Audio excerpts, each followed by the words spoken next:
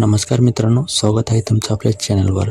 तर या मालिकेच्या आजच्या भागामध्ये आपल्याला बघायला मिळते की इंद्रा हा काटकरचा पाठलाग करत असतो आणि काटकर काही इंद्राच्या हाती लागत नाही. तेव्हा इंद्रा पोलिसांना फोन लावतो आणि म्हणतो की एका काटकर नावाच्या माणसाने माझ्यावर जीवघेणा हल्ला केला आणि तो आता पळत आहे. मला तुमची मदत हवी आहे. तुम्ही प्लीज मला मदत पाठवता का? आता इकडे विक्रांत म्हणतो की काही झालं तरी काटकर इंद्राच्या हाती लागता कामा नाही. जर असं झालं तर आपलं काही खरं नाही. आता दुसरीकडे पोलीस स्टेशनमध्ये त्या पोलीसवाल्या मॅडम राणीला विचारतात की इंद्रजित महाडिक कुठं आहे? बऱ्या बोलांना खरं सांग, नाहीतर मी ना तुझ्या दांडू बोलेन. तेव्हा राणी मनातल्या मनात म्हणते की काय करू, खरं सांगू का? पण राणी नाही म्हणते. तेव्हा त्या मॅडम असताना त्या राणीला खूप त्रास देतात.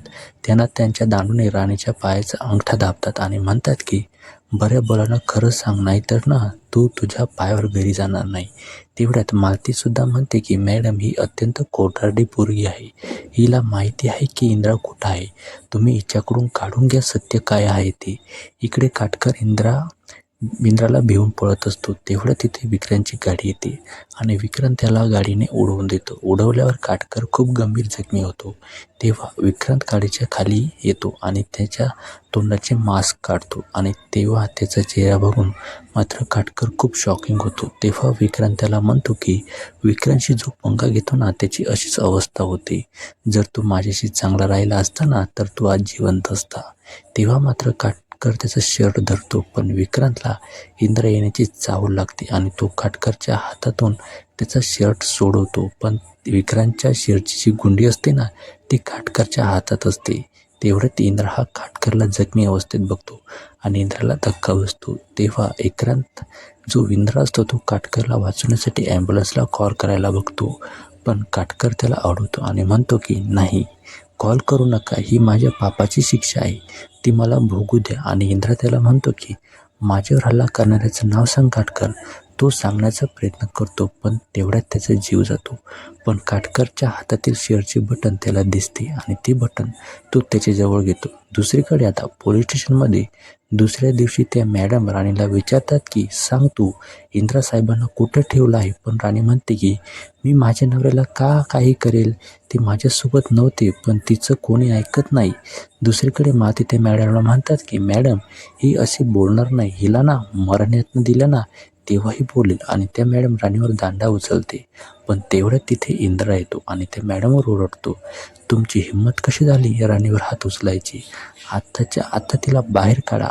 आई, तुझ्यासमोर ते राणीला त्रास देत आहेत आणि तू नुसती बघत आहे. तेव्हा माती त्याला शांत करते आणि म्हणते की इंद्रा तू कुठे होतास, तुला काही झालं नाही ना? पण त्याचं लक्ष राणीकडे असतं आणि तो तिथल्या इन्स्पेक्टर यांना आवाज देतो आणि म्हणतो की तुमची हिंमत कशी झाली माझ्या बायकोला हात टाकायची?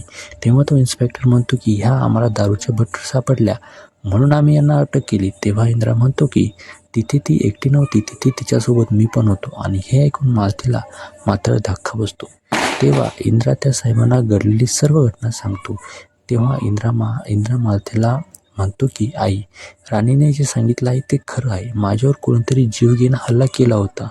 तेव्हा इन्स्पेक्टर इंद्राला म्हणतात की आम्ही तुमच्यावर काय विश्वास ठेवायचा, तुमच्याकडे काही पुरावा आहे का?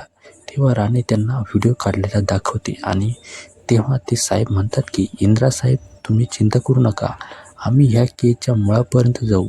तेवढ्यात तिथे उर्मिलासुद्धा असते आणि तिला विक्रांतचा कॉल येतो आणि ती बाहेर जाते. तेव्हा विक्रांत उर्मिलाला म्हणतो की उर्मी, काटकरला गाडीने उडवले.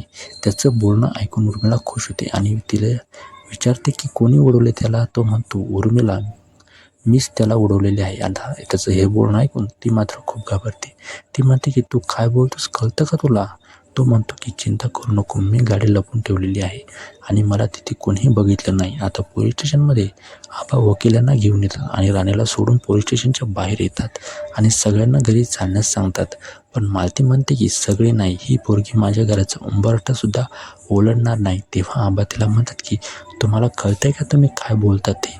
आता येणाऱ्या एपिसोडमध्ये आपल्याला बघायला मिळते की आबा आणि मालती मध्ये वाद चाललेला असतो. मालती आबांना म्हणते की माझा मुलगा माझ्या शब्दाबाहेर नाही, तो तिला घरी आणणारच नाही. तेवढं तिथे इंद्रा येतो आणि मालती आबांना म्हणते की बघा, माझा मुलगा घरी आला ना, ती पण त्या पोरीला न आता पण तेवढ्यात तिला इंद्राच्या मागे राणी दिसते. आता पुढच्या एपिसोडमध्ये काय होईल हे बघणं महत्त्वाचं ठरणार आहे. तुम्ही आपल्या चॅनलवर नवीन असाल तर आता सबस्क्राईब करा. धन्यवाद.